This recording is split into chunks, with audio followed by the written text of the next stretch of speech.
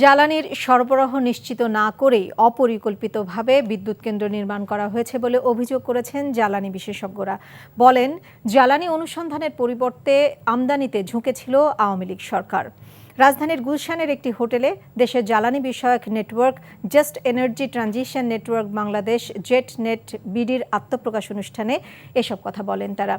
রাজনৈতিক স্বার্থ হাসিলে অপ্রয়োজনীয় বিদ্যুৎ কেন্দ্র স্থাপন করা হয়েছে বলে অভিযোগ করেন বক্তারা।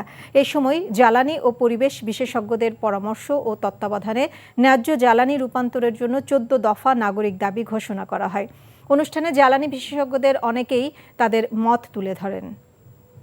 জ্বালানি না নিশ্চিত করে আমরা পাওয়ার প্ল্যান্ট করেছি এবং এই জ্বালানিগুলা কখন আসবে, কিভাবে আসবে, সেগুলোরও আমরা চিন্তা ভাবনা কমপ্লিটলি করি না। এখন পাওয়ার প্ল্যান্ট আছে, বসে আছে, তাদেরকে ক্যাপাসিটি চার্জ দিতে হচ্ছে, কিন্তু আমাদের ডিমান্ড সার্ভ হচ্ছে না। It cannot be decided on the basis of politics.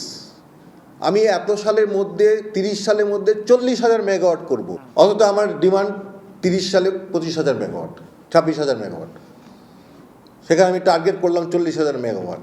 All this excess capacity will be sitting there. I think I'm in love with you. ভালোবাসা কি এভাবেই হয়? ভালোবাসা এমন সব লজিকের ঊর্ধ্বে, জাস্ট ম্যাজিক। মেঘের মুলুকে তোকে নিয়ে ভেসে যেতে রাজি আছি, সব পথ ভুলে আমি তোর কিনারায় এসে দাঁড়িয়েছি।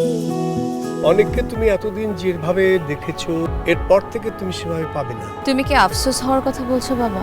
You are good human being. আমি আমার মায়ের মতো হয়েছি। কাজটা তুমি ঠিক করেছো। আমার মনে হয় তোমার বাবা তোমাকে অনেক ভালোবাসে। মানে আব্বুর বাড়ি গাড়ি টাকা পয়সা এই সব কিছু খুব দরকার তোমার।